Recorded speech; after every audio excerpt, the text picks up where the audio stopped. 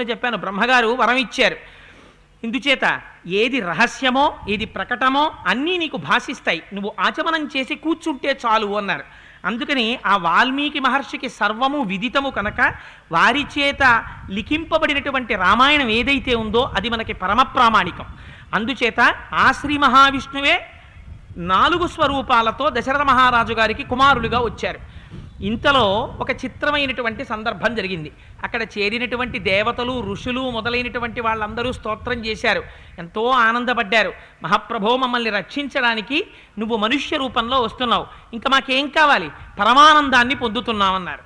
ఎంతో ఆనందం పొందుతూ ఉన్నటువంటి సమయంలో అక్కడ పుత్రకామేష్టి పూర్తవుతోంది. ఋష్యశృంగ మహర్షి పుత్రకామేష్టిని పూర్తి చేస్తున్నారు. ఆ పుత్రకామేష్టిని పూర్తి చేస్తున్నటువంటి సమయంలో ఆ అగ్నిహోత్రంలోంచి ఒక మహాభూతం ఒకటి బయటికి వచ్చింది. అది చూస్తే అపారమైన తేజస్సుతో వెలుగొందుతోంది. వేరొక సూర్యుడు ఉదయించాడా అన్నట్టుగా ఉంది. అగ్నిహోత్రం ఒకటి జ్వలిస్తోందా అన్నట్టుగా ఉంది. అది మాట్లాడితే కంఠంలోంచి దుందుబి ధ్వనుస్తోందా అన్నట్టుగా ఉంది. అది అడుగు తీసి అడుగు వేస్తుంటే పెద్ద పులి రోషంతో నడుస్తోందా అన్నట్టుగా ఉంది. నల్లని ఎర్రని వస్త్రములు కట్టుకుని ఉంది. దాని 2 చేతులలో ఒక బంగారు పాత్ర ఉంది, దాని మీద ఒక వెండి మూత పెట్టబడి ఉంది. ఆ పాయస పాత్రని పట్టుకుని ఆయన నడిచి వస్తూ ఉంటే తనకి అత్యంత ప్రియమైనటువంటి భార్యని చేయి పట్టుకుని భర్త నడిపించి తీసుకొస్తుంటే ఎలా ఉంటుందో అలా పట్టుకుని వస్తున్నాడు. ఆ పాత్ర పట్టుకుని వచ్చి నిలబడ్డాడు. నిలబడి దశరథ మహారాజు గారిని పిలిచాడు. దశరథుడు గబగబా లేచి వెళ్ళి సాంజలిబంధకంగా నమస్కరించి, మహానుభావ, ఈ యాగాగ్నిలోంచి బయటికి వచ్చావు, నువ్వెవరు, నీకు నేనేం చేయగలను, నన్ను ఆజ్ఞాపించు అన్నాడు. అంటే ఆయన చెప్పాడు, ఇదంతు నరసార్దూల పాయసం దేవనిర్మితం ప్రజాకరం గృహాణత్వం ధన్యం ఆరోగ్యవర్ధనం. నాయనా దశరథ, ఈ పుత్రకామేష్టికి నేను సంతసం పొందాను. నేను ప్రజాపతి పంపిస్తే వచ్చాను. నేను ప్రాజాపత్య పురుషుడు అంటారు నన్ను. ఇదిగో ఇందులో ఉన్నటువంటి పాయసం ఉందే, ఇదంతు నరసార్దూల పాయసం దేవనిర్మితం, ఇది దేవతల చేత నిర్మింపబడినటువంటి పాయసం. ఈ పాయసం ప్రజాకరం, ఈ పాయసాన్ని నీ భార్యలు స్వీకరిస్తే నీకు సంతానం కలుగుతారు. గృహాణత్వం, దీన్ని స్వీకరించు. ధన్యం, ఈ పాయసాన్ని నీ భార్యలు స్వీకరించడం వల్ల నీ రాజ్యం ధనధాన్యములతో తొలతూగుతుంది. ఆరోగ్యవర్ధనం, ఈ పాయసాన్ని స్వీకరించడం చేత ఆరోగ్యంతో ఉంటారు. ఇన్ని ఫలితములు ఈ పాయసానికి ఉన్నాయి. అందుకని ఈ పాయసాన్ని స్వీకరించు. స్వీకరించి దీన్ని ఏం చేస్తావు, నువ్వు నీకు అనుకూలవతులైనటువంటి భార్యలు ఎవరైతే ఉన్నారో అటువంటి భార్యాణం అనురూపాణం అస్మీతేతి ప్రయచ్చవై, అటువంటి వారికి ఈ పాయసాన్ని పంచిపెట్టు. ఆ భార్యలు ఈ పాయసాన్ని తినడం చేత వాళ్ళకి సంతానం కలుగుతారు అని చెప్పారు. చెప్తే వెంటనే ఆ పాయస పాత్రని తీసుకుని పరమ సంతోషంతో, దరిద్రుడైనటువంటి వాడికి ధనం దొరికితే ఎలా ఉంటుందో, వానలనేటటువంటివి మరిచిపోయి కొన్ని సంవత్సరాలైపోయి దేశమంతా క్షామం వచ్చేసిన తర్వాత వర్షం పడితే ఎలా ఉంటుందో అలా దశరథ మహారాజు గారి ముఖం ఆనందంతో నిండిపోయింది. 60,000 సంవత్సరాల వయస్సు, వంశం లేదు, పిల్లలు లేరు, ఎంత బెంగ పెట్టుకునున్నాడో. ఇన్నాళ్లకి తాను చేసినటువంటి యాగం ఫలించింది. ఋష్యశృంగ మహర్షి పడినటువంటి కష్టం ఫలించింది. వశిష్ఠ మహర్షి పడినటువంటి కష్టం ఫలించింది. ఇంతమంది చేసినటువంటి ఆశీర్వచనం ఫలించింది. అందుకని ఆ పాయస పాత్రని తీసుకున్నారు. భార్యాణామనురూపాణం అస్మీతేతి ప్రయచ్చవై అని కదా, నీకు అనుకూలవతులైనటువంటి భార్యలకి ఈ పాయసాన్ని పంచిపెట్టమన్నారు. అంతఃపురంలోకి వెళ్ళారు. తన భార్యల్ని పిలిచారు. కౌసల్య, సుమిత్ర, కైకేయి ముగ్గురిని పిలిచారు. పిలిచి కౌసల్యాయై నరపతి పాయసార్థం దదౌ తదా అర్ధాదర్ధం దదౌ చాపి సుమిత్రాయై నరాధిప కైకేయై చావశిష్టార్థం దదౌ పుత్రార్థ కారణాత్ ప్రదదౌ చావశిష్టార్థం పాయసస్యామృతోపమ అనుచింత సుమిత్రాయై పునరేవ మహీపతి ఏవం తాసం దదౌ రాజా భార్యాణం పాయసం పృథక్ అన్నారు. కౌసల్యాయై నరపతి పాయసార్థం దదౌ తదా. అక్కడికి వెళ్ళిన తర్వాత ఆ పాయసంలో సగభాగాన్ని తీసి కౌసల్యకిచ్చారు. ఎందుకని? ఆ దశరథ మహారాజు గారు ఎంతటి ధర్మాత్ముడో చూడండి. పట్టమహిషి కౌసల్య, అందుకని కౌసల్యకి ఆ పాయసంలో సగభాగం ఇచ్చారు. సగభాగం ఇస్తే విష్ణువులో సగభాగం వస్తుంది అని కాదు దాని అర్థం. విష్ణువు ముక్కలు ముక్కలుగా వచ్చేటటువంటి స్వరూపం కాదది. దానికి ఇతర ఫలితాలు ఉన్నాయి. ధన్యం ఆరోగ్యవర్ధనం, తనతో కలిసి పట్టమహిషి పీటల మీద కూర్చుంటుంది. రాజు ఎంతటి గొప్పవాడో పట్టమహిషి అంత గొప్పది. అందుకని పట్టమహిషి నుంచి కూడా రాజ్యానికి కావలసినటువంటి రక్షణ ప్రసరించాలి. అందుకని ఆ పాయసంలో సగభాగాన్ని పట్టమహిషి కనుక కౌసల్యాదేవికి ఇచ్చారు. ఇచ్చిన తరువాత అర్ధాదర్ధౌ దదౌ చాపి సుమిత్రాయై నరాధిప, రెండవ భార్య సుమిత్ర ఉంది. ఆ మిగిలినటువంటి అర్ధభాగం ఉంది. పాయసంలో సగం కౌసల్యకి ఇచ్చేశారు, సగం ఉంది కదా, ఆ సగంలో మళ్ళీ సగం చేశారు, అంటే పావు వంతు ఉంది. ఆ పావు వంతు సుమిత్రకి ఇచ్చారు. ఇచ్చిన తర్వాత ఇప్పుడు ఎంత మిగిలింది? ఇంకొక పావు వంతు మిగిలింది. ఈ పావు వంతు కైకేయికి ఇచ్చేసారనుకోండి, సుమిత్రని కైకమ్మని ఒక కాట కట్టేసినట్టు అయిపోతుంది. మరి సుమిత్ర కన్నా కైకమ్మ చిన్నది, అందుకని కైకమ్మ కన్నా ముందు సుమిత్రని వివాహం చేసుకున్నారు, తనకి బిడ్డలు పుట్టలేదని. దశరథ మహారాజు గారు పరమధర్మాత్ముడు. దశరథ మహారాజు గారు ఒళ్ళు కొవ్వి అన్ని పెళ్లిళ్ళు చేసుకోలేదు. కౌసల్యాదేవిని వివాహం చేసుకున్న తర్వాత కూడా తనకి వంశము నిలబడలేదు కనుక, వంశము నిలబడకపోతే సింహాసనం ఖాళీగా ఉండిపోతుంది కనుక, తన వంశము తనతో అంతరించిపోకూడదు కనుక, తనకి కొడుకులు పుట్టడం కోసమని సుమిత్రని స్వీకరించారు. ఆ సుమిత్ర వల్ల కూడా సంతానం కలగలేదు, కైకేయిని స్వీకరించారు. ఇప్పుడు సంతానం కలగడానికి మార్గం ఏర్పడింది, ముగ్గురికి పాయసాన్ని పంచారు. కానీ పంచేటప్పుడు కౌసల్య పెద్ద భార్య కనుక అర్ధభాగం ఇచ్చారు. సుమిత్ర కైకేయులకి సగం సగం చేసి సుమిత్రకి పావు వంతు ఇచ్చారు, కానీ కైకమ్మకి కూడా పావు వంతు ఎలా ఇస్తారు? అందుకని మళ్ళీ కైకమ్మకి ఇయ్యవలసినటువంటి పావు వంతుని మళ్ళీ సగం సగం చేశారు. మళ్ళీ 8వ వంతు తీసి సుమిత్రకి ఇచ్చారు, 8వ వంతు తీసి కైకమ్మకి ఇచ్చారు. అందుకని సుమిత్రకి 2 భాగములు అందాయి. 4వ వంతు ఒకసారి అందింది, 8వ వంతు ఒకసారి అందింది, అంటే 3/8వ వంతు కైకమ్మకి అందింది. అందులో 1/2 వంతు కౌసల్యాదేవికి అందింది, 1/8వ వంతు కైకమ్మకి అందింది. ఈ మూడింటికి ఎల్సిఎం కట్టండి, మళ్ళీ ఒకటి వచ్చేస్తుంది కదా మ్యాథమెటిక్స్లో కడితే. అందుకని ఆ పాయస పాత్రని ఆ విధంగా విభాగం చేశారు. విభాగం చేసి ముగ్గురికి పంపించారు. అందుకని అనుచించి సుమిత్రాయై పునరేవ మహీపతి ఏవం తాసం దదౌ రాజా భార్యాణం పాయసం పృథక్. అందుకని సుమిత్రకి 2 మాటలు ఇచ్చారు. ఇచ్చిన తరువాత భార్యలకి పాయస పంపకం అయిపోయింది. అయిపోయిన తరువాత దశరథ మహారాజు గారు యాగం అయిపోయింది కదా, పాయసం వచ్చేసింది కదా, భార్యలకు ఇచ్చేశాం కదా, వచ్చిన వాళ్ళు పోకుండా ఏం చేస్తారులే అని పడుకోలేదు. మహానుభావుడు వచ్చినటువంటి రాజులందరి దగ్గరికి వెళ్ళి ఆ వచ్చిన వాళ్ళందరికీ అతిథి సత్కారం చేశారు, బహుమానాలు ఇచ్చారు. రాజులందరూ ప్రీతి చెందిన హృదయంతో దశరథ మహారాజు గారికి వంశం నిలబడుతోంది, బిడ్డలు పుడుతున్నారు అన్న ఆనందంతో వాళ్ళందరూ తిరిగి వెళ్ళిపోయారు. ఆ తరువాత ఋష్యశృంగ మహర్షి దగ్గరికి వెళ్ళారు. వారిని యథోచితంగా సత్కరించారు, వారికి సాష్టాంగదండ ప్రణామం చేశారు. ఋష్యశృంగ మహర్షికి మీరేమి ఇవ్వగలరు? వారు ఎక్కడికొస్తే అక్కడ సమస్త ఐశ్వర్యాన్ని ఆయన కటాక్షించగలడు ఆయన తపస్సుతో. అందుకని ఏమిస్తాం? గురువులకి ఇయ్యవలసినది వారు కనపడితే 2 చేతులు కలిపి నమస్కారం చేయడం. అందుకని ఋష్యశృంగ మహర్షికి నమస్కారం చేశారు, యథోచితంగా సత్కరించారు. వారిని శాంతని తిరిగి అంగరాజ్యానికి పంపించేశారు.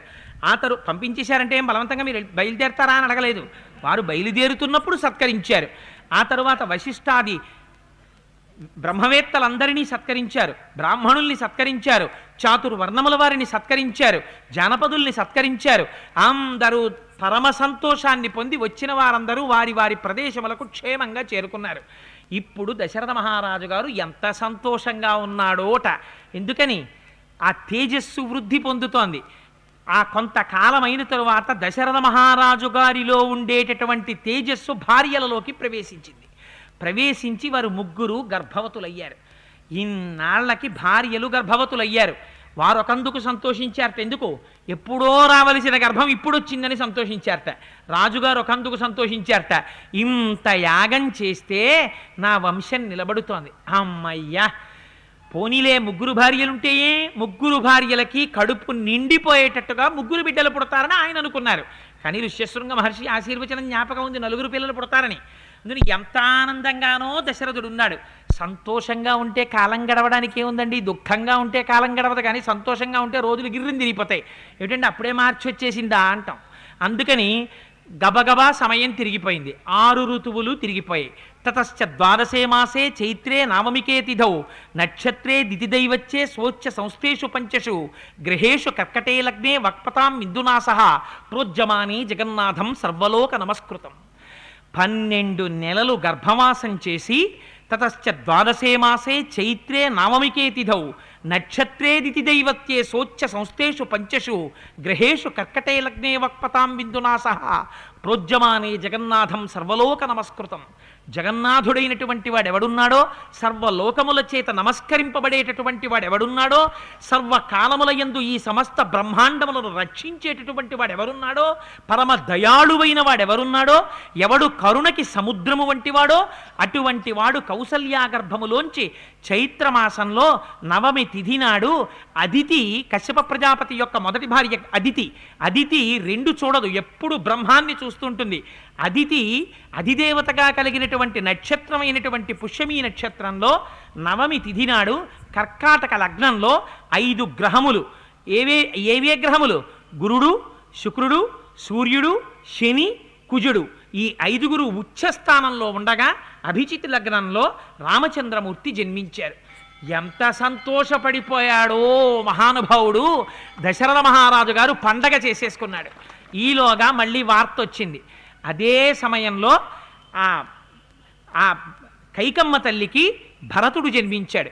ఆయన పుష్యమీ నక్షత్రంలో మీనలగ్నంలో ఆయన కూడా భరతుడు కైకమ్మకి ఒక్క కుమారుడు, ఆయన జన్మించాడు. రామచంద్రమూర్తి తర్వాత 2వ వాడిగా ఈయన జన్మించారు. ఎందుకని? మరునాడు ఉదయం భరతుడు జన్మించాడు. ఆ మరునాటి అంటే 2వ రోజు మధ్యాహ్న వేళకి సుమిత్ర యొక్క గర్భంలోంచి 2 పిల్లలు జన్మించారు. వారే అధ లక్ష్మణ శత్రుఘ్నౌ సుమిత్ర జనయుచ్ఛతౌ అని ఆ సౌమిత్రిగా లక్ష్మణమూర్తి జన్మించారు, శత్రుఘ్నుడు జన్మించారు. దశరథ మహారాజు గారికి కబురెళ్ళింది. ఎవరు వెళ్ళి చెప్పారట? సూతులు చెప్పారు, వంది చెప్పారు, మాగధి చెప్పారు. ఇవాళ మనకి హాస్యాస్పదం అయిపోయింది. వందిమాగదులండి అంటాం. రాజుల పక్కన వందిమాగదులు ఎందుకుంటారో తెలుసా అండి? వాళ్ళేం ఉత్తినే ఉండరు. సూతుడంటే రాజుకు ఒక లక్షణం ఉండాలి. పురాణం వినాలి రాజు. చాలా బిజీ అండి, నాకు టైం లేదు, అడ్మినిస్ట్రేషన్తో టైం గడిచిపోతోంది అని దిక్కుమాలిన కబుర్లు చెప్పడం కాదు. సూతుడిని పెట్టుకొని పురాణ వచనాలు వింటూ ఉంటాడు బుద్ధి ధర్మబద్ధంగా నడవడం కోసం. వంది, మాగధి అని 2 ఉంటారు. వంది అంటే ఎప్పుడైనా రాజు పొరపాటు చేస్తే దానివల్ల రాజు యొక్క ముందు పరిపాలించినటువంటి వంశంలోని రాజులకి కళంకం వస్తుందనుకుంటే రాజా నువ్వు తప్పు చేస్తున్నావని చెప్పకుండా రాజు యొక్క వంశంలో ముందు పుట్టినటువంటి రాజుల్ని స్తోత్రం చేస్తాడు. అయ్యయ్యో అటువంటి మహానుభావులు మా వంశంలో పుట్టారు, నా వల్ల పొరపాటు జరిగిపోతోందని రాజు గుర్తెరుగుతాడు. రాజు పూర్వ రాజులకి పొరపాటు జరగకపోయినా తన వల్ల పొరపాటు జరుగుతుంటే మాగధి స్తోత్రం చేస్తాడు. రాజా నువ్వు ఇంతటి వాడివి, ఇంత వైభవం ఉన్నవాడివి, ఇంత ధర్మాత్ముడవు, ఇటువంటి పనులు చేసిన వాడివి అని ఆగిపోతాడు. అంటే రాజా ఈ పని నువ్వు చెయ్యకూడనిది అని రాజు తన తప్పు దిద్దుకుంటాడు. అందుకని రాజుకి పక్కన వందిమాగదులు ఉంటారు, అంతేకాని అదే పనిగా స్తోత్రం చేయడానికి వాళ్ళు ఉంటారని కాదు దాని ఉద్దేశం. మనకి తెలియక ఇవాళ రోజున అన్ని హాస్యాస్పదమైనటువంటి స్థితిలోకి తెచ్చుకున్నాం మనం. అందుకని ఈ మాట విన్నట్ట 4 కుమారులు జన్మించారని వినగానే ఎంత పొంగిపోయాడో దశరథ మహారాజు గారు. ఆనందపడిపోయాట. వచ్చిన వాళ్ళందరికీ కానుకలు ఇచ్చేశాడు, బ్రాహ్మణులకి భూరి సంతర్పణలు చేసేశాడు. ఇంకసలు కోసల రాజ్యంలో ఒళ్ళు తెలియలేదు ప్రజలకి. మహారాజు యాగం చేశాడు. మహారాజుకి ఇన్నాళ్ళు కొడుకులు లేరు, 4 కుమారులు జన్మించారు, 3 భార్యలకి జన్మించారు. కరువు తీరిపోయింది మా రాజుగారికి అని చెప్పి పతాకాలు ఎగరేశారట. ఎక్కడ చూసినా కళాబి జల్లారట, ధూపాలు వేశారట, నాట్యాలు చేశారట, రంగస్థలాల మీద ప్రదర్శనలు ఇచ్చారట, స్తోత్రాలు చేశారట, దేవాలయాల్లో ఎక్కడ చూసినా పెద్ద పెద్ద పూజలు చేశారట, సహస్ర కలశాభిషేకాలు చేశారట. ఆనందంతో పౌరులందరూ సంతోషపడిపోయారట. ఇది ఒక రాజు పరిపాలించవలసినటువంటి విధానం. అంతగా ఆ రోజున కోసల దేశంలో అందరూ ఆనందపడిపోతున్నారు. అదే సమయంలో బ్రహ్మగారు సభ తీర్చారు. సభ తీర్చి దేవతలందరినీ పిలిచారు. అబ్బాయి, మహానుభావుడు శ్రీ మహావిష్ణువు లోకములను రక్షించడం కోసమని పుట్టవలసినటువంటి అవసరం లేనివాడు 12 నెలలు కౌసల్యాగర్భవాసం చేసి రామచంద్రమూర్తిగా అవతరించారు. అదే శ్రీ మహావిష్ణువు సుమిత్రాగర్భంలోంచి లక్ష్మణుడిగా శత్రుఘ్నుడిగా అవతరించాడు. అదే శ్రీ మహావిష్ణువు భరతుడిగా కైకమ్మ గర్భంలోంచి అవతరించాడు. ఇప్పుడు ఈ రామ లక్ష్మణ భరత శత్రుఘ్నులు రావణ వధ అనేటటువంటి మహోత్కృష్టమైన కార్యం మీద బయలుదేరవలసినటువంటి సమయం ఆసన్నమవుతోంది. రాముడికి బాసటగా నిలవడం కోసమని దేవతలందరూ తమ తమ అంశాలతో భూమి మీద జన్మించండి, కానీ మీరు జన్మించడానికి దేవతల యొక్క భార్యల యందు సంతానం వారికి కలగదు. ఎందుకని? వాళ్ళకి శాపం ఉంది, పార్వతీదేవి శపించింది, మీ భార్యలకి ఇంక సంతానం కలగదు. ఎక్కడొస్తుంది మనకి? రేపో ఎల్లుండో ఎప్పుడో కుమార సంభవం వస్తుంది. కుమార సంభవంలో ఎందుకు పార్వతీదేవి ఆ శాపం ఇచ్చిందో ఆ విషయాల్ని స్కందోత్పత్తిలో చెప్తాను. అందుకని పార్వతీదేవి శాపం ఉంది కనుక మీ భార్యల యందు మీకు సంతానం కలగరు. అందుకని మీరేం చేస్తారు? అప్సరుస్సు చ ముఖ్యాసు గంధర్వాణాం తనూషు చ సృజద్ధం హరిరూపేణ పుత్రాంస్తుల్య పరాక్రమాన్. అందుకని మీరు మీతో సమానమైనటువంటి పరాక్రమం కలిగినటువంటి వారు, మీతో సమానమైనటువంటి కాంతి కలిగినటువంటి వారు, మీతో సమానమైనటువంటి తేజస్సు కలిగినటువంటి వారిని వానర రూపాల్లో అప్సరసలయందు, గంధర్వ స్త్రీలయందు, ఆ తరువాత కిన్నెర స్త్రీలయందు, కింపురుష స్త్రీలయందు జన్మించేటట్టుగా మీ మీ తేజస్సుల్ని నిక్షిప్తం చెయ్యండి అన్నారు. అంటే ఆయా అంశాలతో వానరులుగా రావాలి, గోపుచ్చములుగా రావాలి, లాంగూలములుగా రావాలి, అంటే భల్లూకములుగా రావాలి, కోతులుగా రావాలి, కొండముచ్చులుగా రావాలి. ఎందుకు ఈ ముగ్గురిగా రావాలి? ఏం వేరొక రకంగా రాకూడదా అంటే నందీశ్వరుడి శాపం ఉంది. నందీశ్వరుణ్ణి చూసి కోతిముఖం వాడా అన్నాడు. నోరుంది కదా అని కొవ్వి వదరితే ఇల్లు కాలిపోయేటప్పుడు అనుభవానికి వచ్చినప్పుడు ఇవన్నీ బాధ పెడతాయి. అన్నిటికన్నా అదుపులో ఉంచుకోవలసింది నోరు. ఆనాడు అన్నాడు నందీశ్వరుణ్ణి అండం చులకనగా అన్నాడు. అందుకని ఇప్పుడు బ్రహ్మగారు చెప్పారు, మీ అందరూ కోతులు కొండముచ్చులుగా పుట్టిబడి కొంప తీసేయండిరా అన్నారు. అందుకని దేవతలందరూ పరమ సంతోషపడిపోయారు. మా స్వామి రామచంద్రమూర్తిగా వచ్చారు, ఎంత అదృష్టం! ఆయన ఎక్కడో స్వర్గలోకంలో ఉన్నప్పుడు నేను ఈ మాట ఎందుకన్నానంటే రామాయణంలో ఎక్కడా కూడా శ్రీ మహావిష్ణువు వైకుంఠంలో ఉంటారని వాల్మీకి మహర్షి వాడలేదు, స్వర్గలోకంలో ఉంటారని వాడారు. అందుకని నేను రామాయణం చెప్పేటప్పుడు మాత్రం వైకుంఠవాసి శ్రీమన్నారాయణుడని నేను అన్నాను. వాల్మీకి మహర్షి అలా అన్నారు కాబట్టి నేను కూడా స్వర్గలోకంలో ఉంటారు శ్రీ మహావిష్ణువు అని అంటాను. అందుకని ఆయన ఎక్కడో ఆలోకంలో ఉన్నప్పుడు మనందరం కలిసి తిరగలేం. కానీ ఇవాళ ఆయన రామచంద్రమూర్తిగా వస్తున్నారు, భూమి మీద నడయాడతారు, మనందరి సహాయం తీసుకుంటారట. కోతులుగా పుడితేనే మనందరం రామసైన్యం అవుతాం, మనందరం రామకార్యం మీద పెడతాం, రాముడు మన ఆదేశిస్తాడు, మనందరం రాముడి శత్రువుల్ని నిర్జిస్తాం, యుద్ధం చేస్తాం, రామకార్యంలో అవసరమైతే ప్రాణాలు పణంగా పెట్టేస్తాం. ఎంతమందికి దొరుకుతుంది అదృష్టం? రండి రండి పుడదాం అనుకున్నారట. అనగానే బ్రహ్మగారు అన్నారు, చెప్పినవాడు కాదురా, ముందు చెప్పినవాడు తాను చేసి చూపించాలి. అందుకని నేను కూడా ముందే సృష్టించాను. ఎవరిని సృష్టించానో తెలుసా? ఒకనాడు నాకు ఈ సృష్టి అంతా చేస్తుండగా అకస్మాత్తుగా ఆవలింత వచ్చింది. ఆవలింత వస్తూ నాలోంచి, నా చేజస్సులోంచి ఆ ఆవలింతలో నా నోట్లోంచి గభాలనోడు ఊడి కింద పడ్డాడు. వాడే భల్లూక స్వరూపుడైన జాంబవంతుడు.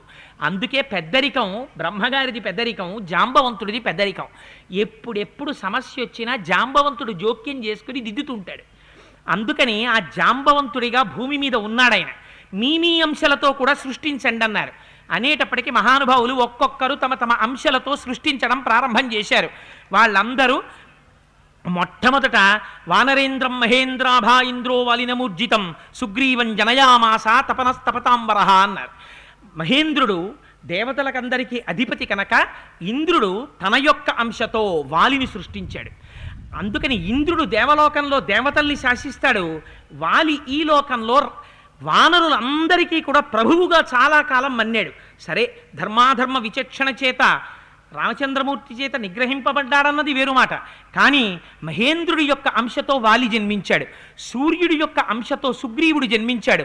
బృహస్పతి ఎంత తేజోవంతంగా, ఎంత తెలివితేటలతో, ఎంతటి నిర్వహణ సామర్థ్యంతో ఉంటారో అటువంటి అంశతో, బృహస్పతి అంశతో తారుడు జన్మించాడు. అలాగే ఆ పక్కన కుబేరుడు యొక్క అంశతో గంధమాదనుడు జన్మించాడు. అశ్వినీ దేవతల యొక్క అంశతో ద్వివిధుడు మైందుడు జన్మించారు. అగ్ని యొక్క అంశతో నీలుడు జన్మించాడు. అదేవిధంగా వాయువు యొక్క అంశతో గరుత్మంతుడితో సమానమైనటువంటి వేగమున్నవాడు, వజ్రము యొక్క కాఠిన్యం ఎలా ఉంటుందో అటువంటి శరీరం ఉన్నవాడు, తన తొడల వేగము చేత మహావృక్షములను కూడా పెకలించగలిగినటువంటి వేగమున్నవాడు, తన పిడికిలి గుద్దుల చేత రాక్షసుల యొక్క శరీరాన్ని పళ్ళని విడగొట్టినట్టు విడగొట్టగలిగినటువంటి ధైర్యం ఉన్నవాడు, వినుదీయని పరాక్రమం ఉన్నవాడు, పర్వతములను పెకలించగలిగిన వాడు, రామచంద్రమూర్తి అంతటి వాడికి సంజీవని ఔషధాన్ని తేగలిగినవాడు. ఏ మహానుభావుడు అడుగు పెడితే శుభం జరుగుతుందో, ఏ మహానుభావుడికి మంగళం చెయ్యడం తప్ప వేరొకటి చేత కాదో, నోరి విప్పితే మంగళం చేయించగలడో అటువంటి హనుమ వాయువు యొక్క అంశతో అంజనాదేవి యందు ఆ కేసరికి ఔరసపుత్రుడిగా జన్మించారు. ఇలా పర్జన్యుడికి శరభుడు జన్మించాడు. వరుణుడి యొక్క అంశతో సుషేనుడు జన్మించాడు. ఈ వానరులందరూ ఆయా దేవతల యొక్క అంశతో పృథివీ మండలం మీదకి వచ్చారు. ఇది చూశారట, దేవతల యొక్క అంశలతో వస్తుంటే ఋషులందరూ చూశారట. ఒరే రామకార్యం చూడరా, మా తండ్రి శ్రీ మహావిష్ణువు రాముడిగా వచ్చాడు, లక్ష్మణుడిగా వచ్చాడు, భరతుడిగా వచ్చాడు, శత్రుఘ్నుడిగా వచ్చాడు. దేవతలందరూ తమ తమ అంశలతో వానరుల్ని సృష్టించారు, గోలాంగూలములను సృష్టించారు, గోపృచ్ఛములను సృష్టించారు. మేము సృష్టించకపోతే ఎలా అనుకున్నారట. ఋషులంతటి వారు కూడా తమ తమ తేజస్సుల్ని కూడా అప్సరసల యందు ప్రవేశపెట్టారట. ప్రవేశపెట్టి వారు కూడా వానరుల్ని సృష్టించారట. కొన్ని కోట్ల కోట్ల కోట్ల వానరములు సృష్టింపబడ్డాయి. వీరందరికీ రామసమాగమం కలగాలి ఇంకా భవిష్యత్తులో. అందుకని అక్కడేమో రామచంద్రమూర్తి జన్మించారు. 11వ రోజు దాటిపోయిన తరువాత వారికి అశౌచము తీరిపోయింది, జాతాశౌచం, నామకరణం జరగాలి. ఇంకా ఆనందమే ఆనందం దశరథ మహారాజు గారిది. జాతకర్మ చేశారు, ఆ తర్వాత అన్నప్రాశన చేశారు, ఉపనయనం చేశారు. యథాప్రకారం జరగవలసినటువంటి క్రతువులు జరుగుతున్నాయి. పాపం ఆ ఇంటి పౌరోహిత్యం ఒప్పుకుని ఎప్పటి నుంచి ఉన్నాడో మహానుభావుడు వశిష్ఠుడు. ఎందుకు? ఆ పుట్టే పరబ్రహ్మానికి పేరు పెట్టే అదృష్టం తనకి కలగాలని. అందుకని నమ్ముకుని కూర్చున్నాడు. మరి పేరు పెట్టద్దు, కౌసల్యాదేవి కుమారుణ్ణి తీసుకొచ్చి పేరు పెట్టమన్నారు. పేరు పెట్టమంటే ఎంత పొంగిపోయాడోట ఆయన. ఆయన అన్నాడు, రమంతే సర్వే జనాః గుణై అస్మిన్ నైతి రామః. సర్వజనులు ఆయన గుణములను చూసి అబ్బా ఏమి రాముడు, ఏమి రాముడు, ఏమి రాముడు అని తలుచుకు తలుచుకు తలుచుకు తలుచుకు ఎవరిని తలుచుకుని పొంగిపోతారో అటువంటి స్వరూపం ఉన్నవాడు. రమయతి ఇతి రామః. అందరూ ఇలా కనపడితే చాలు పొంగిపోయేటట్టు చేసేస్తాడు. నోరు విప్పి మాట్లాడా ఆనందపడిపోతారు. ఆయన ఇలా కనపడ్డాడా సంతోషపడిపోతారు. స్వరూపము చేత, మాట చేత, పరాక్రమము చేత, వీర్యము చేత ఇంత గొప్పవాడు కనుక ఆయనకి రామ అని పేరు పెడుతున్నాను. సౌమిత్రి సుమిత్రా కుమారుడై జన్మించినటువంటి వాడున్నాడే ఆయన లక్ష్మీ అన్య అస్థీతి లక్ష్మణ. ఆయన అపారమైనటువంటి లక్ష్మి సంపన్నుడు. ఏమిటైనకున్న లక్ష్మి? తన శరీరాన్ని కూడా అవసరమైతే పణంగా పెట్టేస్తాడు రామసేవ కోసం. రాముని యొక్క వైభవం కన్నా, రాముని యొక్క కీర్తి కన్నా తనకేం అక్కర్లేదు.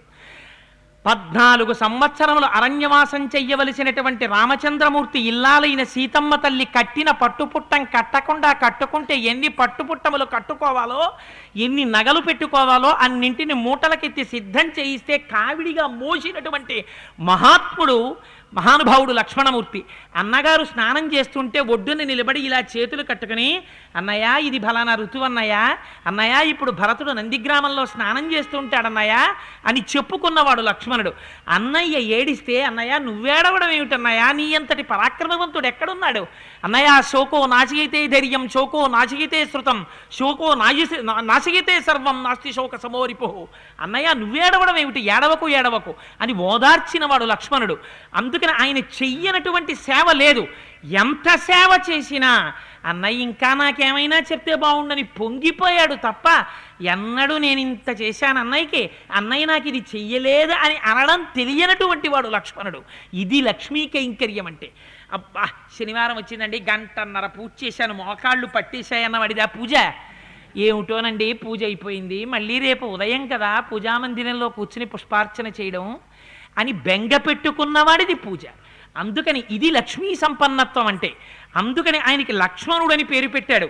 త్రికాలవేది మహానుభావుడు వశిష్ఠుడు. ఆయన పేర్లు ఎలా పెట్టారో వాళ్ళ జీవితాలు అలా నడిచాయి. ఆ కైకమ్మ తల్లి కుమారుడైనటువంటి భరతుణ్ణి తీసుకొచ్చారు.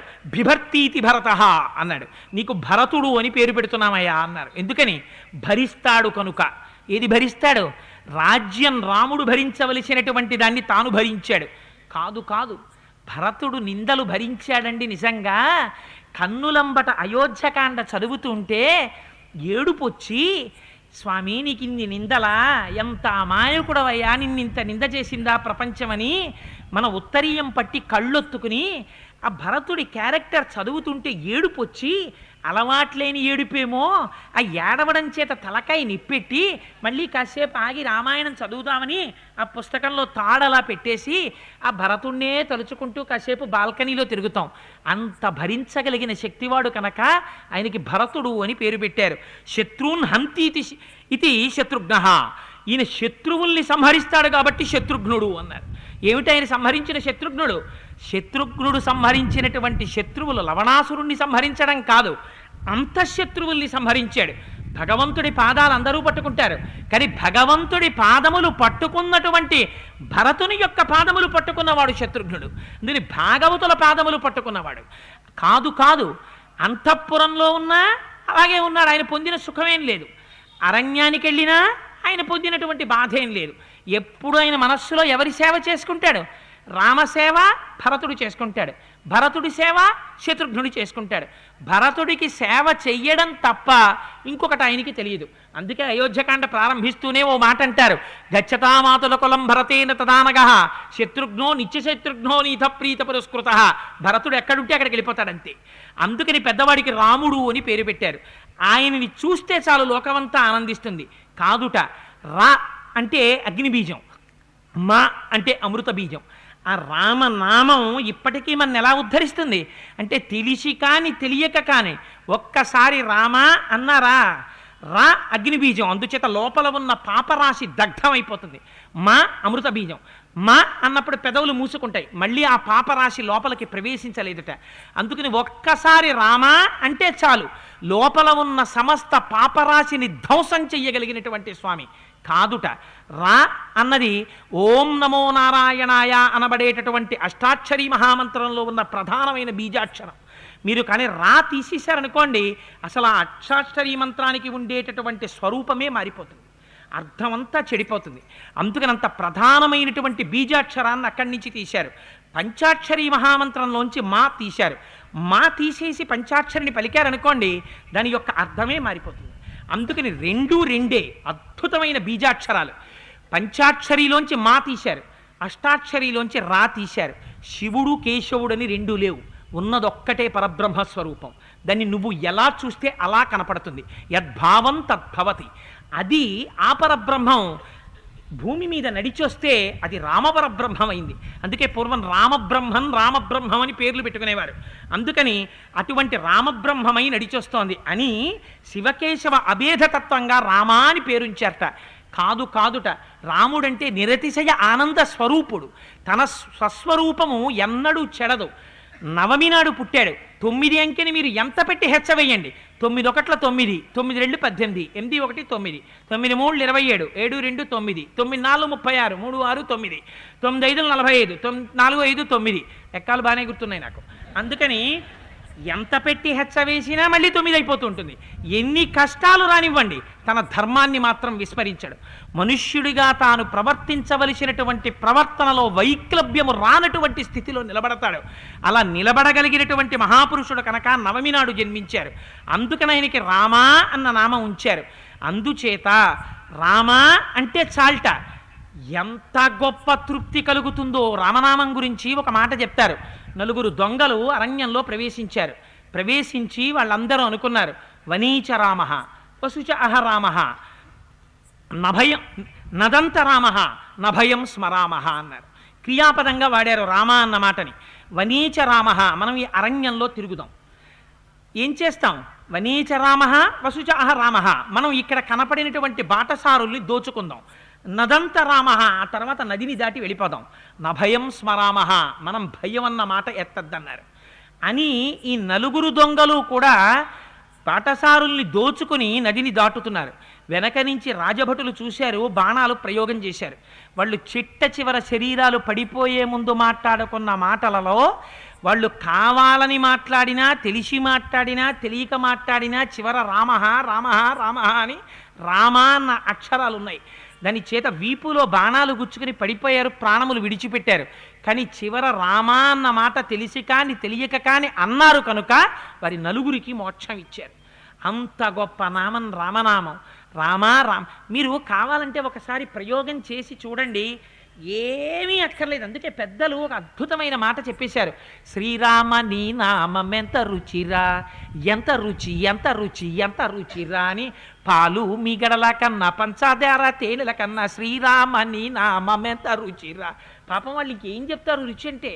అందుకని రామ నీ నామం ఎంత రుచయ్యా, పాలు మీగడ కన్నా రుచయ్యా, పంచదార తేనెల కన్నా రుచయ్యా. అబ్బా ఎంత రుచి ఎంత రుచి ఎంత రుచిరా అన్నారు. నిజంగా రుచి అంటే ఏమంటే రామనామం కాగితం మీద తీసి నోట్లో వేసుకుంటే అలా ఉంటుందా అని కాదు దాని అర్థం. అంటే అది చెప్తున్న కొద్దీ ఎన్ని మాటలు రామ రామ రామ రామ అనండి మీరు. అందుకే మహానుభావుడు గాంధీజీ ఎప్పుడు నోరు విప్పినా ఆ గాంధీ గారికి ఆ రామనామమే. అందుకే అంత ఉపాసన చేశారు కాబట్టే రామనామాన్ని ఎదురుగుండా ఒక వ్యక్తి నిలబడి తుపాకీతో గుండెల్లోకి కాల్చేస్తుంటే హే రామ్ హే రామ్ అంటూ ఒరిగిపోయారు. మన జాతిపిత నాలుక మించి చిట్ట చివర వచ్చినటువంటి మాట రామనామం. అటువంటి రామనామాన్ని ఉపాసన చేసిన మహాపురుషుడు కాబట్టే 100 సంవత్సరములు ఈ దేశాన్ని పరిపాలించినటువంటి రవి అస్తమించని బ్రిటిష్ సామ్రాజ్యపు కోరలలో చిక్కి దాస్య శృంఖలములలో చిక్కిపోయిన భరతమాతని విడిపించగలిగినటువంటి తపశ్శక్తి మహానుభావుడికి వచ్చింది. రామనామోపాసనం ఎంత గొప్పదో చెప్పడానికి గాంధీ గారు ఒక్కరు చాలా ఉదాహరణ. దీన్ని ఎంత ఉపాసన చేశాడో హే రామ్ అంటూ పడిపోయాడు మహానుభావుడు. అందుచేత వారు జాతిపిత అయ్యారు. సరే, అందుచేత రామనామానికి ఉన్నటువంటి గొప్పతనం అటువంటిది. దాన్ని ఇచ్చినటువంటి మహానుభావుడు వశిష్ఠ మహర్షి. మనము పెట్టుకుంటాం పేర్లు, దిక్కుమాలిన పేర్లు ఎందుకు పెట్టుకుంటామో తెలియదు. ఆ పేరు పలికితేనే మహాపాపం. ఆ పేరు ఎందుకు పెట్టావయా వాడికి తెలియదు. ఏదో పేరు కృత్య అని పెట్టుకుంటాడు, ఎందుకంటే వాడికి అందంగా ఉంది అదేదో పలకడానికి. కృత్య అని పేరు పెట్టుకోవడం ఏమిట్రా? రాను రాను సంస్కృతి ఎక్కడికి వెళ్ళిపోతుందంటే రాక్షసి అని ఒకటి పెట్టుకుంటాడు. ఎందుకంటే వాడికి రాక్షసి అంటే ఏమిటో వాడికి తెలియదు. చాలా అందంగా ఉంది ఆ పేరు, అందుకని వాడికి రాక్షసి. ఒక్కొక్కళ్ళ పేర్లు పెట్టుకోవడం చాలా గొప్ప పెట్టుకుంటారు. కానీ వటపత్రశాయి అని ఒకటి పెట్టుకున్నారు. వటపత్రశాయి ఎంత గొప్ప పేరు. కానీ వాళ్ళ ఇంటికి నేను ఒకసారి వెడితే ఉరే ఉట్టి ఉట్టి అని పిలుస్తున్నారు. ఉట్టి ఏమిటిరా? ఉట్టి అంటే అదో రాయిట్టి కొడతారు దాన్ని ఎప్పుడప్పుడు. ఉట్టి ఏమిటి అసలు? ఆ బాబు పేరే ఉట్టే అండి అన్నాను. అంటే బాబు పేరు ఉట్టి కదా, వాడు ఉట్టేడైపోతాడు, ఎందుకు పనికిరాని వాడిగా. అందుకని ఉట్టి ఏమిటండి అంటే వాడి పేరు వటపత్రశాయి అండి. మరి వటపత్రశాయి అయితే ఉట్టి ఏమిటి? వాళ్ళు పెట్టారు వటపత్రశాయి, అందుకని ఉట్టి. తండ్రి గారి పేరులోంచో అక్షరం, తల్లిగారి పేరులోంచో అక్షరం, ఇష్టదైవంలోంచో అక్షరం, భయంతో పక్కనున్న దేవుళ్ళలోంచో అక్షరం, వీడి ఇంట్లో ఉన్న వాళ్ళలోంచో అక్షరం. ఈ 4 అక్షరాలు కలిపితే ఓ అర్థం లేని పదం. ఆ అర్థం లేని పదం కొడుక్కి పేరు. పిలిచి వీడేం పొందుతాడు, పిలిపించుకుని వాడేం పొందుతాడు. ఆ పేరు పెట్టుకోవడం వెనకాతల ఎంత అందం ఉండాలో, ఎంత గొప్పతనం ఉండాలో, పెద్దల్ని ఎందుకు సంప్రదించాలో లేక నాకు పుట్టారు పిల్లలు, నేను కౌసల్య సుమిత్ర కైకేయి కూర్చుని నిర్ణయించుకుని చెప్తాం పేర్లు, అవు నువ్వు పెట్టు అనలేదు వశిష్ఠ మహర్షిని. వశిష్ఠ మహానుభావ నువ్వు పెట్టవయ్యా అన్నారు. పేరు పెట్టుకునేటప్పుడు పెద్దల దగ్గరికి వెళ్ళి అయ్యా మా వంశం నిలబడిందండి, కుమారుడు జన్మించాడు, పెద్దలు మీరు అనుగ్రహించండి, ఏ పేరు పెట్టుకోమంటారు? మా వంశం, మా కుటుంబం, మా సంప్రదాయం, మా కులదైవం మీకు తెలుసు, అందుకని ఏ పేరు పెట్టుకోమంటారో మీరు ఆజ్ఞాపించండి, ఆ పేరు పెట్టుకుని తరిస్తామని అడగాలి. అంతేగాని నీ నోటికొచ్చిన పేర్లు పెట్టుకుంటే లేనిపోని ఇబ్బందులన్నీ వస్తాయి. రామాయణం మనకి నేర్పింది. రామాయణం ఏదో ఎప్పుడో జరిగిపోయిన కథగా వినడానికి కాదు, మన నిత్య జీవితాన్ని సంస్కరించుకోవడానికి రామాయణం. అందుచేత అలా జ్యేష్ఠం రామం మహాత్మానం అని ఆ జ్యేష్ఠుడైనటువంటి వాడికి రాముడు అని పేరు పెట్టారు. అధలక్ష్మణ శత్రుఘ్నౌ సుమిత్రా జనయుచ్ఛతో భరతం కైకేయీసుతం. ఆ భరతుడికి భరతుడు అని పేరు పెట్టారు. ఆ 4 కుమారులు కూడా పరిఢవిల్లుతున్నారు. ఎంతో సంతోషంగా కాలం గడిచిపోతోంది. వాళ్ళు పెరిగి పెద్దవాళ్ళు అవుతూ ఉంటే దశరథ మహారాజు గారు ఉన్నట్ట దేవతల చేత కొలవబడుతున్నటువంటి ఇంద్రుడు ఎలా ఉన్నాడో అలా ఉన్నట్ట. అంత సంతోషపడిపోతున్నట్ట 4 పిల్లల్ని చూసుకుని. అందులోనూ దశరథ మహారాజు గారికి అందరికన్నా ఎవరంటే ఇష్టమో తెలుసా అండి?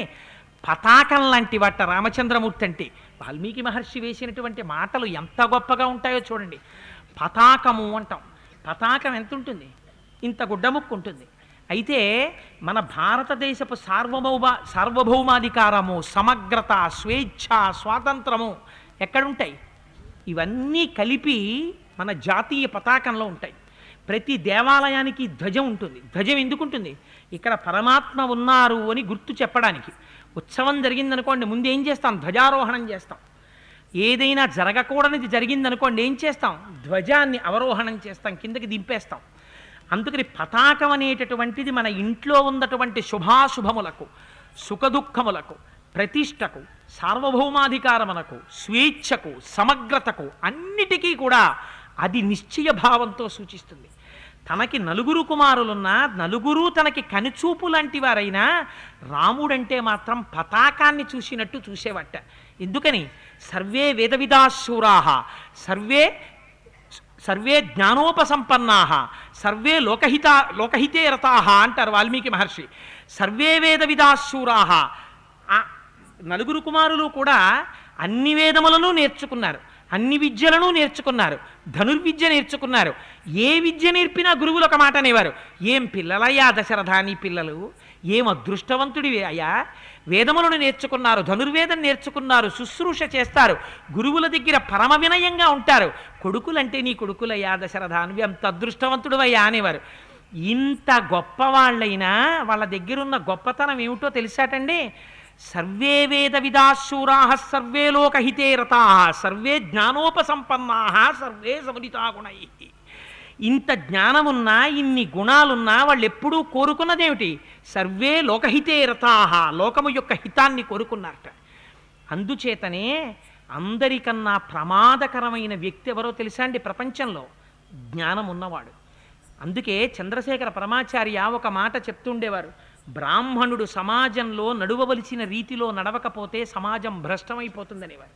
ఎందుకని? ఆదర్శంగా పెట్టుకుంటుంది బ్రాహ్మణుడి సమాజం. అందుచేత జ్ఞానం ఉన్నవాడు ఎవరైతే ఉంటాడో, జ్ఞానకలునిలోని శారదయువోలే అంటారు పోతన గారు. తనకి అపారమైన జ్ఞానం ఉంది, ఆ జ్ఞానంతో ఈ లోకాన్ని రక్షించడానికి కావలసిన దాన్ని సృష్టించాడనుకోండి, వాడు చిరస్థాయిగా నిలబడిపోతాడు. అదే జ్ఞానంతో ఈ లోకాన్నంతటినీ కూడా నాశనం చెయ్యగలిగిన దాన్ని సృష్టించాడనుకోండి, ఆ ప్రమాదం ఎప్పుడెప్పుడు జరిగినా దానికి బాధ్యత వాడే వహించవలసి ఉంటుంది. అందుకని అంత జ్ఞానులైన రామలక్ష్మణ భరత శత్రుఘ్నులకున్న గొప్పతనం, వాళ్ళు ఎల్లకాలముల యందు సర్వే లోకహితే రతాః, లోకము యొక్క హితాన్ని కోరుకున్నారట.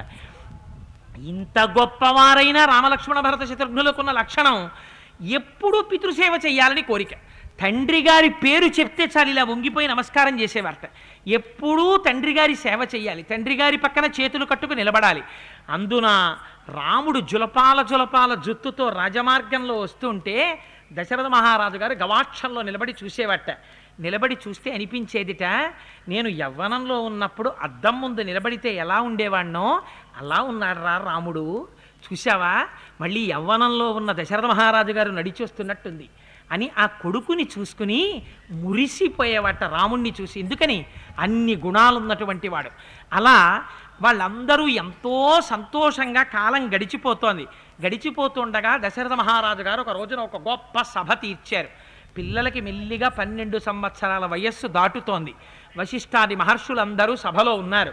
ఆ సభలో ఉండగా వాళ్ళందరితో ఒక ప్రస్తావన చేశారు. నా కొడుకులు పెద్దవాళ్ళు అవుతున్నారు, వాళ్ళకి వివాహం చెయ్యాలని అనుకుంటున్నారు. అందుకని చెప్పి యోగ్యులైనటువంటి మా పిల్లలకి తగినటువంటి సంబంధాలు ఎక్కడుంటాయో మీరు వెతకవలసింది అంటున్నారు. పిల్లల పెళ్లి ప్రస్తావన చేద్దామనుకుంటున్నటువంటి సమయంలో అప్పుడే అనుకోకుండా మహానుభావుడు ఆ సమయంలోనే అక్కడికి వేయించేశారట. ఎవరు? అప్పటి వరకు వాళ్ళు అనుకోలేదు, ఆయన వస్తాడని కూడా అనుకోలేదు.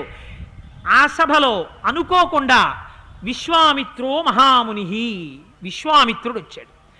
వచ్చి ఆ బయట రాజసౌధము యొక్క ద్వారము దగ్గర నిలబడ్డాడు.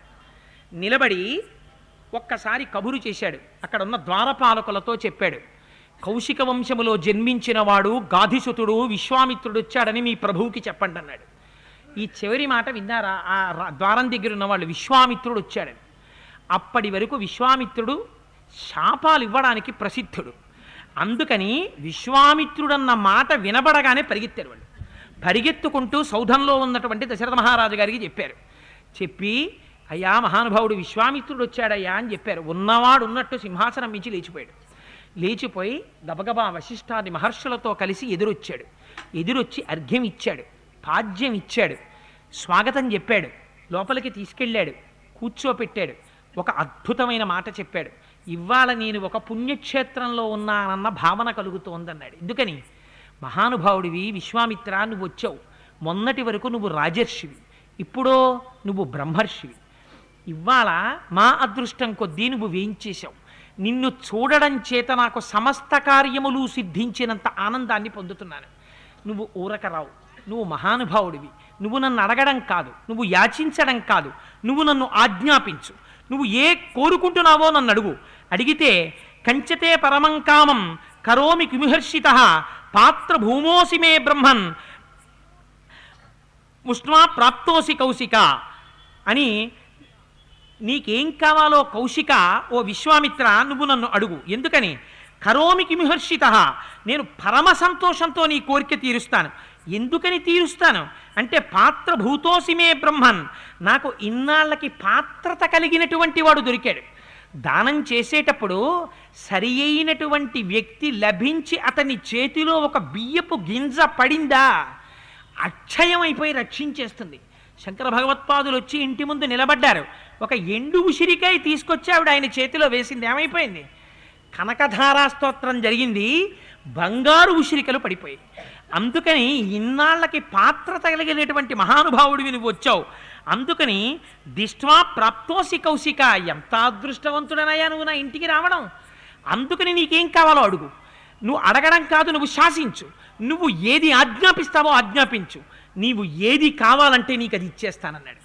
దశరథ మహారాజు గారు మనలాగే కొంచెం తొందరపడి మాట్లాడేస్తుంటాడు. తరువాత నాలిక కరుచుకుని విచారిస్తుంటాడు. అడిగాడా విశ్వామిత్రుడు? ఏమైనా ఏమీ అడగలేదు, వచ్చాడంతే. బ్రహ్మర్షి అయ్యాడని తెలుసు కదా. సంతోషంగా మహానుభావ స్వాగతం, రండి, వచ్చి నన్ను ధన్యుణ్ణి చెయ్యండి, మీ పాదస్పర్శ చేత ఈ క్షేత్రమంతా పునీతమైంది అని తాను ఇంతకు ముందు చెప్పిన మాటలు చెప్పి వదిలేస్తే పోయేది. మీకు ఏం కావాలో ఆజ్ఞాపించండి, మీ వంటి పాత్రత కలిగిన వాడు నాకు ఎక్కడ దొరుకుతాడు, మీరు ఏది కావాలంటే అది ఇచ్చేస్తాను, మీరు అడగడం కాదు మీరు ఆజ్ఞాపించాలన్నాడు. ఇవన్నీ విన్నాడు.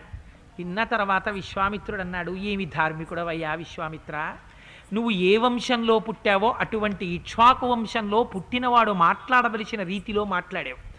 నీకు సామంతరాజులందరూ లొంగి ఉన్నారా? చెయ్యవలసినటువంటి ధార్మికమైన కార్యక్రమాలన్నీ నిర్వహిస్తున్నావా? దాన ధర్మాది కార్యక్రమములను చూస్తున్నావా? మంత్రులందరూ నిన్ను సక్రమంగా సాచివ్యం చేస్తున్నారా? అయితే నువ్వు అడగమన్నావు కనుక ఒక్క మాట అడుగుతున్నాను, ఈ కోరికను అది తీర్చవయ్యా అన్నాడు. అయ్య బాబోయ్, మీరు కోరిక తీర్చమండం ఏమిటండి, మీరు ఆ మాట అనకండి, మీరు ఆజ్ఞాపించండి చేసేస్తానన్నాడు. ఇంత మాట అన్నావు కదా, ఒక్క మాట అడుగుతున్నాను. స్వపుత్రం రాజశార్దూలా రామం సత్యపరాక్రమం కకపక్షధరం శూరం జ్యేష్టం మే దతుమర్హసి. అదిగో జులపాల జుత్తువాడోడు ఉన్నాడే నీ కొడుకు రామచంద్రమూర్తి, వాణ్ణి నాకు ఇవ్వయా, కొద్దిగా పనుంది వాడిని తీసుకెళ్తాను. ఈ మాట అనగానే చతికిలు పడిపోయాడు. ఎందుకని?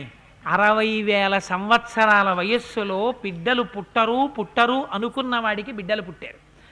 పుట్టిన బిడ్డలు ఎలా ఉంటారోలే, పోన్లే బిడ్డలు పుట్టారనుకుంటే ఆ 9 బిడ్డలు సర్వోత్తమమైన బిడ్డలు పుట్టారు, గొప్ప గుణములు కలిగిన వారు పుట్టారు. రాజ్యంలో ఉన్న వాళ్ళందరూ కూడా రాముణ్ణి చూసి రామా రామా రామా అంటుంటే పొంగిపోతున్నాడు. అలాంటి రాముణ్ణి విశ్వామిత్రుడు ఇమ్మంటున్నాడు. ఎందుకు ఇమ్మంటున్నాడో తెలియదు. బెంగెట్టుకుని ఒక్కసారి స్వస్థత తప్పిపోయిన వాళ్ళ సింహాసనంలో పడిపోయట. ఎవడు అడగమన్నాడు ఇవన్నీ, నువ్వు ఆజ్ఞాపించి ఇచ్చేస్తానన్నాడు.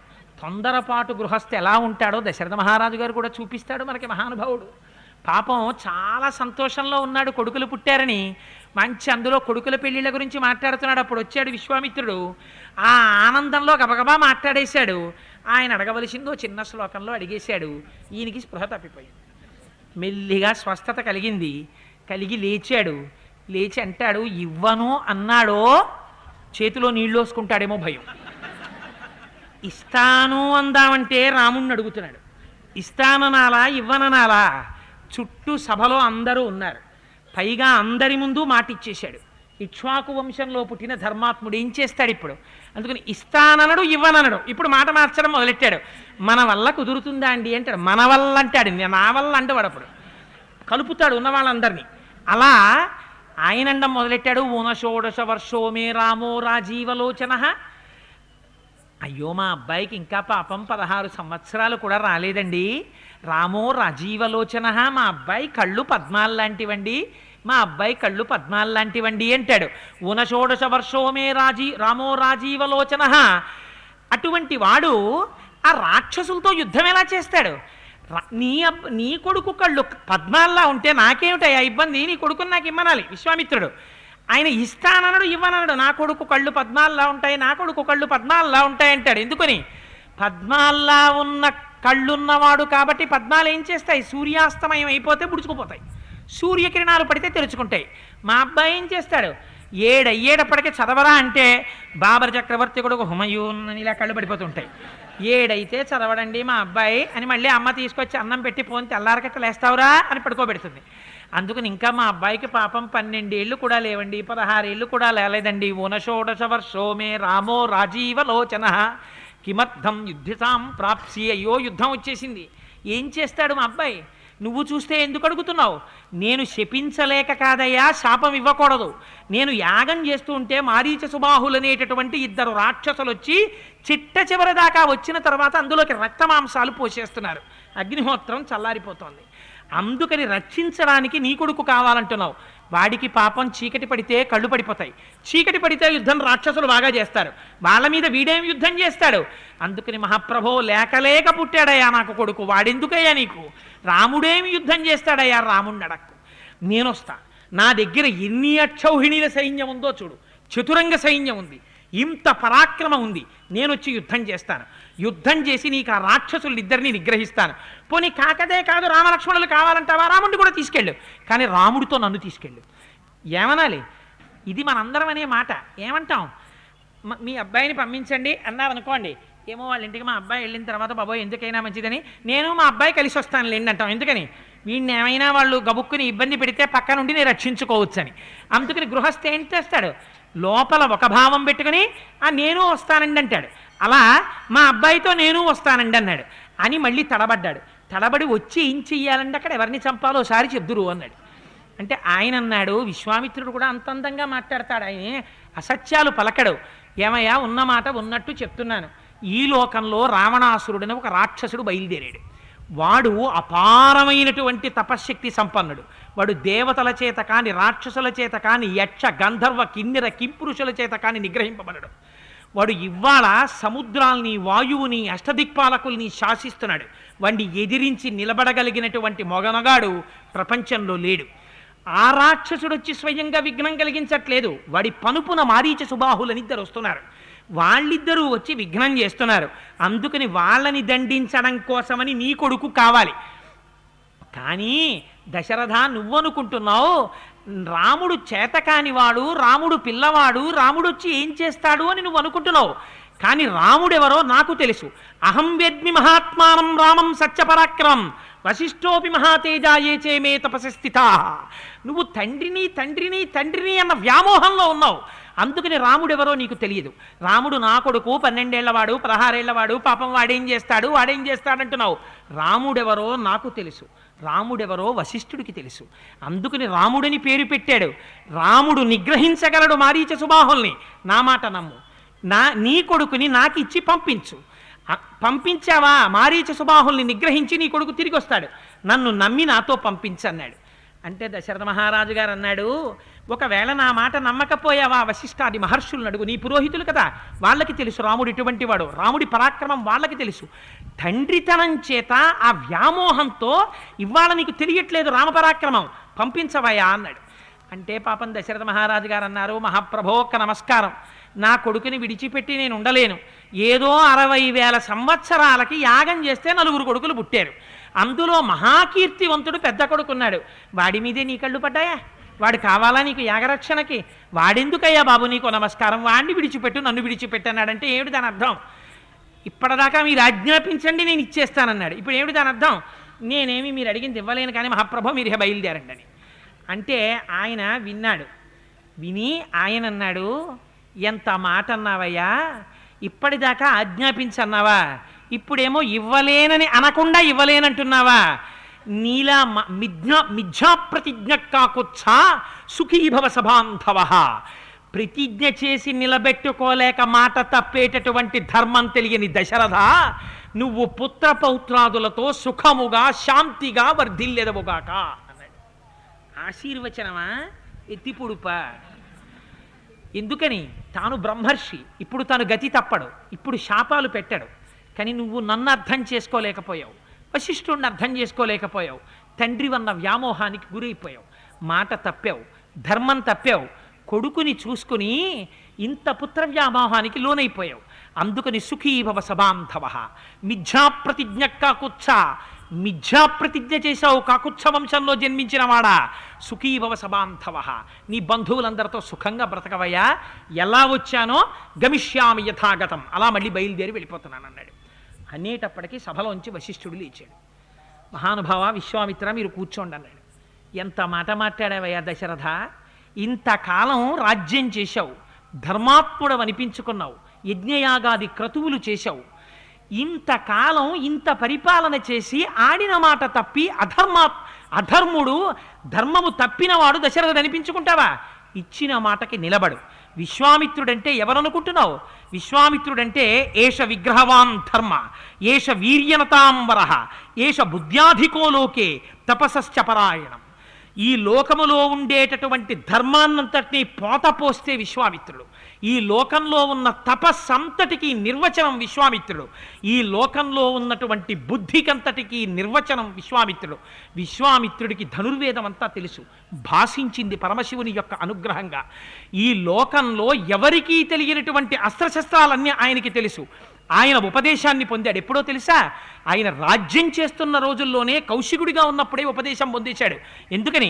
దక్ష ప్రజాపతికి ఇద్దరు కూతుళ్లలో ఇద్దరున్నారు, జయ సుప్రభ అని. వాళ్ళు భృశాస్వుడు అనేటటువంటి ఒక మహారాజుని వివాహం చేసుకున్నారు. వాళ్ళకి సర్వాస్త్రాన్ని భృశాస్వస్య పుత్రాః పరమధార్మికాః కౌశికాయ పురాదత్త యదా రాజ్యం ప్రశాసతి. కౌశికుడిగా రాజ్యం చేస్తున్నప్పుడే దక్ష ప్రజాపతి కుమార్తెలైనటువంటి జయ సుప్రభ అనేటటువంటి ఇద్దరిని వివాహం చేసుకున్నటువంటి భృశాస్వుడికి ఈ ఇద్దరు భార్యలు ఒక్కొక్కరు 50 అస్త్రాల్ని కుమారులుగా ఇచ్చారు. 100 అస్త్రములు జన్మించాయి. ఆ భృశాస్వుడు ఈ 100 అస్త్రాల్ని తీసుకొచ్చి విశ్వామిత్రుడికి ధారపోసేశాడు. ఎవరికీ తెలియని 100 అస్త్రములు ఆయనకి తెలుసు. ఇంకొక సంగతి చెప్పనా? ధనుర్వేదం అంతా విశ్వామిత్రుడికి కరతలామలకం. ఈ ప్రపంచంలో ఎన్ని రకాల అస్త్రాలు ఉన్నాయో అన్నీ ఆయనకి తెలుసు. కాదు కాదు, కొత్త అస్త్రాల్ని సృష్టించగలిగినటువంటి ద్రష్ట విశ్వామిత్రుడంటే. అటువంటి మహానుభావుడు తనని తాను రక్షించుకోవడం చేత కాక నిన్నడగలా. నీ కొడుకు చేత తను రక్షింపబడతానంటే అర్థం ఏమిటో తెలుసా? ఇవన్నీ మూట కట్టి నీ కొడుక్కి ధార పోసేస్తాడు. ధార పోసేస్తే నీ కొడుకు ఏమవుతాడు? విశ్వామిత్రుణ్ణి రక్షించాడని పేరు దక్కుతుంది. కానీ రక్షించిన వాడు విశ్వామిత్రుడా రాముడా? గురువు యొక్క అనుగ్రహం రాముడికి ప్రసరిస్తోంది. ప్రపంచంలో ఉన్న సమస్త విద్యలు రాముడికి అబ్బబోతున్నాయి. మోకాలొడ్డుతావేమయ్యా దశరథ, సంతోషంగా పంపించవయ్యా కొడుకుని అన్నాడు. ఈ మాట చెప్పేటప్పటికి లేచేట సింహాసనం నుంచి. లేచి గబగబా లోపలికి వెళ్ళాడు. మనం ఎలా ప్రవర్తిస్తామో పాపం దశరథ మహారాజు గారు అలాగే ప్రవర్తిస్తాడు. ఆయన నేను తప్పు పట్టక్కర్లేదు. లోపలికెళ్ళి కౌసల్య కౌసల్య ఎంత అదృష్టమో చూసావా, విశ్వామిత్రుడు తీసుకెడుతున్నాడు మన బిడ్డన్ని, తీసుకురా రాముడిని అన్నాడు. రాముడు వేటకెళ్ళినా లక్ష్మణుడు వెనకాల వెళ్ళిపోతాడు ధనుర్ధారి అయి. అందుకని రాముడి వెంట లక్ష్మణుడు బయలుదేరాడు. ఇద్దరూ కలిసి గబగబా బయటికి వచ్చారట. స్వస్తివాచకం చేసింది కౌసల్యాదేవి. పిల్లల్ని బయటికి పంపించేటప్పుడు, ఊరు పంపించేటప్పుడు ఎలా ప్రవర్తించాలో నేర్పింది మనకి రామాయణం. ఒరే నువ్వు వెళ్ళరా అని ఇక్కడ కూర్చుని రిమోట్లో నొక్కుంటూ టీవీ చూడడం కాదు. తండ్రి లేచి ఆ కొడుకు తండ్రి పాదాలకి నమస్కారం చేస్తుంటే, నాయనా శివో రక్షతు, నువ్వు వెళ్ళినటువంటి పని సక్రమంగా జరిగి ఆనందంతో తిరిగిరా అని చెప్పి స్వస్తివాచకం చేసి భగవంతుడికి నమస్కారం చేసి, వీడికి సర్వకాలముల యందు శ్రేయస్సు కలగాలని తల్లిదండ్రులు కోరుకోవాలి. సభలోకి వచ్చాడు. వశిష్ఠాది పురోహితులందరూ లేచి అభిమంత్రించి ప్రోక్షణ చేశారు. రాక్షసుల మీద యుద్ధానికి ఎడుతున్నాడు. ఆ పిల్లవాడికి సమస్త రక్షణలు కలగాలని, ఎందుకంత కలగాలని కోరుకున్నారు? గుణముల చేత వశం చేసుకున్నాడు. గురువుల్ని అంతగా సేవించాడు మహానుభావుడు. ఆ సభలోకి వచ్చిన తరువాత అప్పుడు సపుత్రమూర్ధ్యుపాఘ్రాయ రాజా దశరథ ప్రియం దదౌ కుశికపుత్రాయ సప్రీతేనంతరాత్మన. ఆ కొడుకుని చూసుకున్నట్టిలాగా, అబ్బా నా కొడుకు ఎంత అందంగా ఉన్నాడో చూసారా, అందులోనూ ఇప్పుడు విశ్వామిత్రుడితో వెడుతున్నాడు. ఏం నా కొడుకు మామూలుగా వెడుతున్నాడు ఏంటి, ఢిల్లీ వెళ్తే మాత్రం బిట్స్ పిలానీలో సీట్ వచ్చింది, ఆ తర్వాత క్యాంపస్ సెలక్షన్లో ఎట్లాంటి ఉద్యోగంతో తిరిగి వస్తాడో నా కొడుకు అని బిట్స్ పిలానీలో సీట్ వచ్చినటువంటి, ఐఐటీలో సీట్ వచ్చినటువంటి, ఆర్ఈసీలో సీట్ వచ్చినటువంటి కొడుకుని రైలు ఎక్కించే ముందు తల్లిదండ్రులు లోపల కొడుకు కొంతకాలం తమ నుంచి దూరంగా ఉంటున్నాడన్న క్లేశం ఉన్నా అంత గొప్ప డిగ్రీతో తిరిగొస్తాడన్న ఆనందంతో పంపించినట్టు సపుత్రమూర్ధ్యుపాఖ్యాయ. ధర్మం నేర్పింది మనకి, బిడ్డల్ని ఎక్కడ పడితే అక్కడ ముద్దు పెట్టుకోకూడదు. కొడుకు యొక్క తల రెండు చేతులతో పట్టుకుని వంచేట, ఆ మూర్ధ్ని భాగమునందు ఒక్కసారి స్పృశించేట పెదవులతోటి, వాసన చూసేట. సపుత్రమూర్ధ్యుపాగ్రాయ రాజా దశరథ ప్రియం దదౌ కుశికపుత్రాయ సప్రీతేనంతరాత్మన. మనస్సులో చాలా సంతోషంతో, నాయనా విశ్వామిత్ర మహానుభావ బ్రహ్మర్షి, నా కుమారుణ్ణి నీ చేతుల్లో పెడుతున్నాను, నా కుమారుడికి రక్షగా నిలబడి శాసించి నీకు ఎలా కావాలంటే అలా శుశ్రూష చేయించుకో. నాయనా రామా, విశ్వామిత్రుడు ఏది చెప్తే అది చెయ్యి. ఇది పితృవాక్య పరిపాలన అంటే. రేపటి రోజున చూపిస్తాను మీకు పితృవాక్య పరిపాలన అంటే ఎలా ఉంటుందో. అందుకని విశ్వామిత్రుడు ఎలా చెప్తాడో అలా ప్రవర్తించు అని చెప్పి పరమ సంతోషంగా తన కుమారుణ్ణి విశ్వామిత్రుడికిచ్చి పంపిస్తున్నాడు. ఇప్పుడు రామచంద్రమూర్తికి విశ్వామిత్రుడి యొక్క అనుగ్రహం కూడా పొందుతున్నాడు.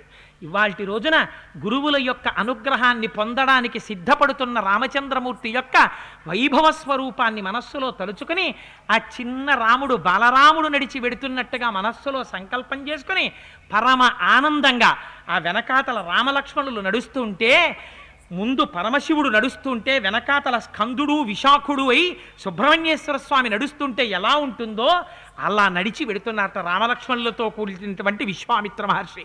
అటువంటి స్వరూపాన్ని మనస్సులో ఒక్కసారి దర్శనం చేసి పరమ సంతోషంగా నేటికి సెలవు తీసుకుని మళ్ళీ రేపటి రోజున రామాయణం వినడానికి వద్దాం.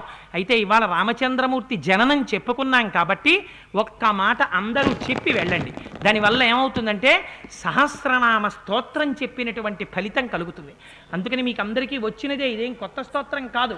ఇంత గొప్ప సభలో చక్కగా రామాయణం తెలిసో తెలియకో నేను చెప్తున్నాను, నాకేమి చేత కాకపోయినా మీరు వింటున్నారు. అందుకని నా రామనామం మన్ని రక్షిస్తుంది. అందుకని అందరూ ఒక్కసారి చెప్పండి, శ్రీరామ రామ రామేతి రమే రామే మనోరమే సహస్రనామ తత్తుల్యం రామనామ వరాననే. రామా రామా రామా అని 3 మాటలంటే రా 2 మా 5 2 × 5 2 × 5 2 × 5 2 5 10 10 2 20 25 100 100 2 200 205 1000 సహస్రనామ తత్తుల్యం రామనామ వరాననే. ఇక్కడే కూర్చుని రామాయణం విని విష్ణు సహస్రనామ స్తోత్రం చేసి బయలుదేరినటువంటి ఫలితాన్ని రామచంద్రమూర్తి మన ఖాతాలో వేస్తారు. అందుకని ఆ మాట చెప్పుకుని బయలుదేరదాం. ఇవాళ రోజున కూడా ప్రసాదాలు ఉంటాయి. ప్రసాదం అంటే భగవంతుని యొక్క అనుగ్రహము. అందుకని ఆ అనుగ్రహాన్ని స్వీకరించి బయలుదేరండి. మంగళాశాసన పరై మదాచార్య పురోగమై సర్వైశ్చ పూర్వైరాచార్యై సత్కృతాయాస్తు మంగళం. మంగళం కోసలేంద్రాయ మహనీయ గుణాత్మనే చక్రవర్తి తనూజాయ సర్వభౌమాయ మంగళం. ఉమాకాంతాయ కాంతాయ కామితార్థప్రదాయినే శ్రీగిరీశాయ దేవాయ మలినాథాయ మంగళం. కరచరణ కృతం వా కర్మ భక్కాయజం వా శ్రవణనైనజం వా మానసం వాపరాధం విహితం వా సర్వమేత్తక్షమస్వ శివ శివ కరుణాబ్ధే.